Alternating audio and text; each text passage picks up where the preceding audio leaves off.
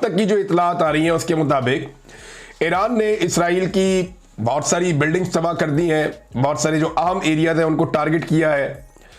Israel की जो एक एयरबेस है उसको बहुत बुरी तरह तबाह किया, ईरान की जानिब से किया गया, और साथ ही साथ जो उनकी वजारत दिफा के दफ्तर हैं उनको तबाह कर दिया।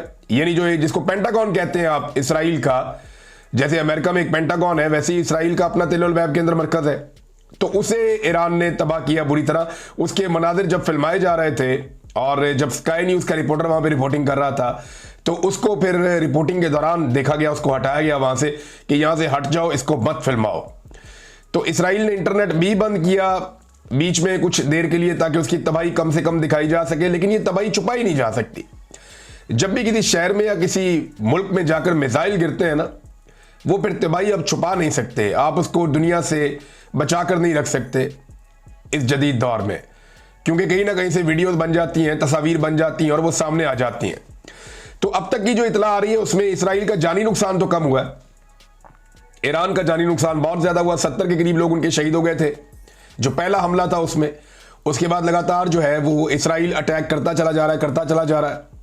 लेकिन ईरानी अटैक जो इसराइल के ऊपर हुआ है उसमें अब तक की इतला के मुताबिक 80 लोग जख्मी हैं और 5 इसराइली हलाक हुए हैं, जिनमें एक खातून भी है।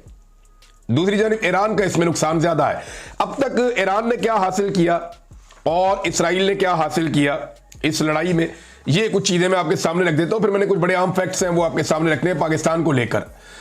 नंबर 1, इसराइल ने सबसे पहले जो अटैक किया उसमें उन्होंने पहली चीज साबित की कि उनकी इंटेलिजेंस बहुत बेहतरीन थी और उन्होंने अपनी इंटेलिजेंस के जरिए से ईरान के उन मुकामात पे हिट किया जहां पे उनके अहम लोग मौजूद थे। हालांकि जंग का खतरा था, इन लोगों को महफूज करना चाहिए था, लेकिन जो इसराइली इंटेलिजेंस है उन्होंने अपनी बर्तरी यहां पे दिखाई पहले हमले की बात कर रहा हूं।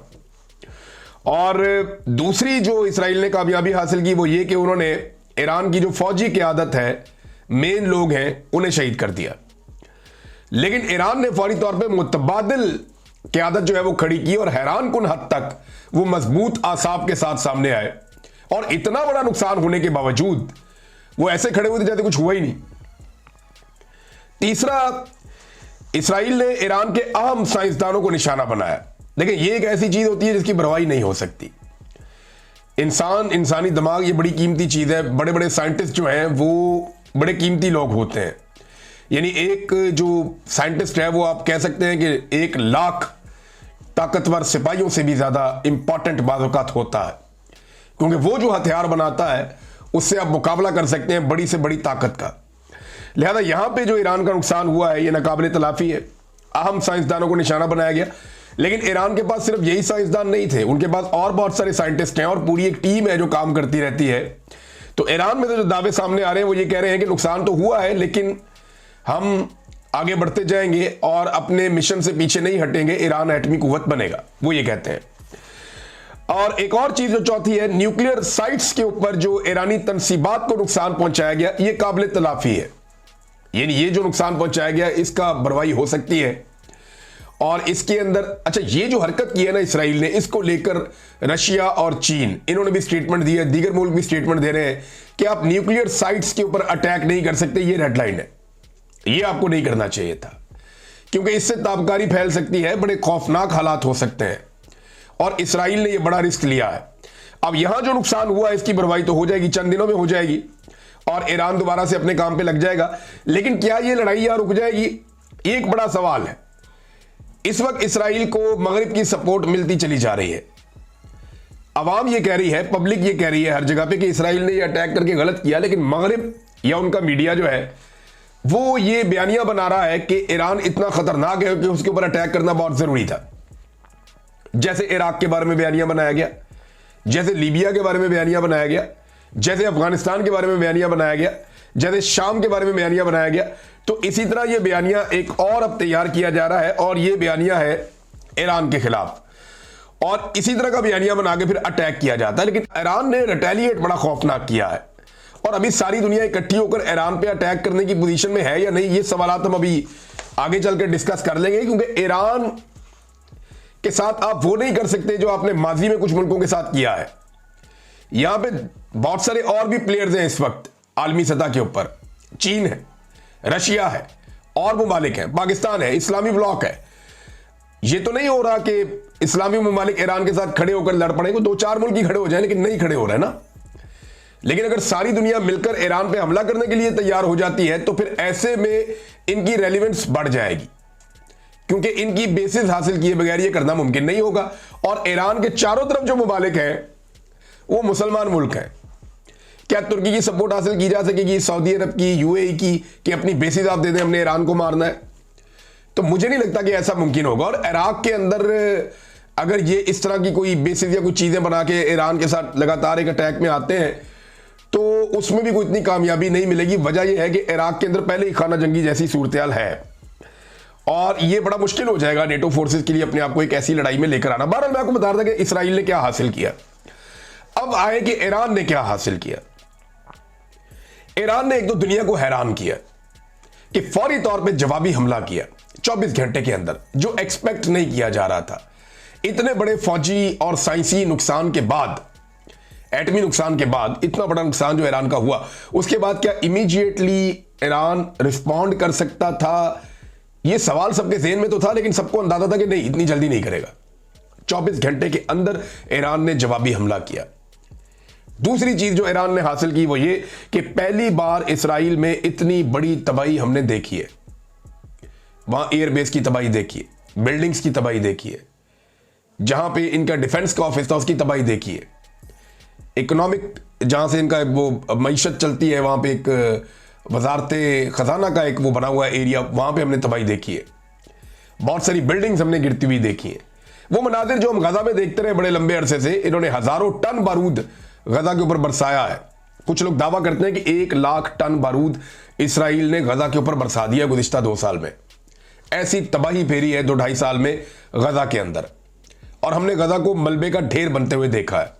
अब उससे मिलते जुलते मनाजिर हमें पहली मर्तबा तारीख में इसराइल में नजर आए हैं।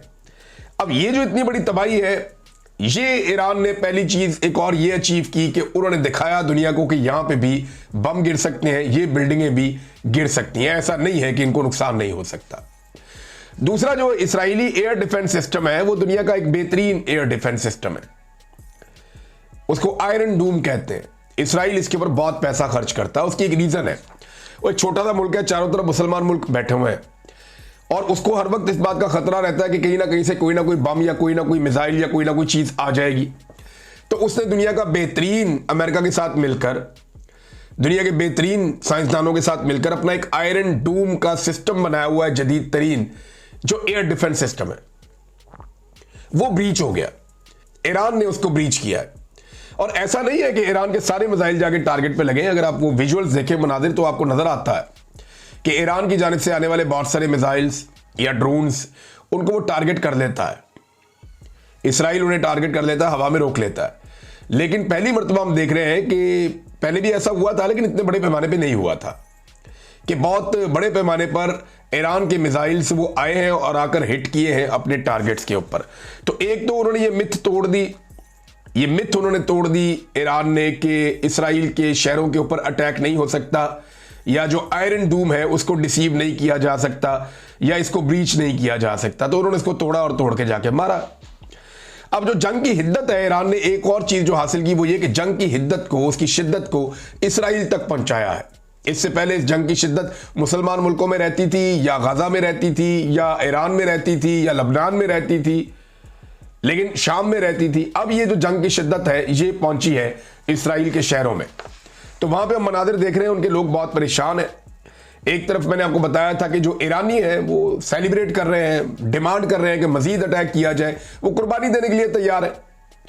दूसरी तरफ मैंने आपको बताया और दिखाया भी कि जिस तरीके से जो इसराइली शहरी है वो बंकर्स के अंदर जाकर छुप गए हैं, जेर जमीन उनके जो बंकर्स बने हुए हैं वहां पे जाके छुप गए हैं और वहां पे अपने आप को महफूज कर लिया उन्होंने। तो इसीलिए उनका जानी नुकसान भी कम हुआ है। अब नाज़रीन, जो इंटरनेशनल मीडिया है उसको अगर आप देखें तो वो इस तरह दिखा रहे हैं जैसे ईरान ने इसराइल के सिविलियंस के ऊपर अटैक कर दिया। और उसका रीजन एक ये भी है कि जो सिविलियन एरियाज हैं इसराइल में, वो उसके साथ ही उन्होंने अपनी दिफाई तनसीबात भी लगाई हुई, वो बिल्कुल करीब करीब है। तो वो अटैक होगा तो ये तो चीजें होती हैं। ईरान के अंदर भी सिविलियंस की शहादतें हुई हैं। लेकिन मुझे हैरत होती है कि जो आलमी मीडिया है वो एक छोटी सी खबर चलाता है फलस्तीनी बच्चों की शहादत के ऊपर। हजारों फलस्तीनी बच्चे शहीद कर दिए गए हैं, 50-60 हजार के करीब फलस्तीनी जो है वो शहीद किए गए हालिया इसराइली हमलों में। टनों के हिसाब से बारूद रोजाना की बुनियाद के ऊपर गिराया जा रहा था गाजा के ऊपर, तो छोटी खबर बनती थी। और आज ये जो है बहुत बड़ी बड़ी खबरें बन रही हैं पूरी दुनिया में। चीन ने नाजरीन ओपनली अनाउंस किया है वो खड़ा है साथ ईरान के और वो इसराइल की मजम्मत कर रहा है। रूस ने भी ईरान के साथ खड़े होने का फैसला किया है।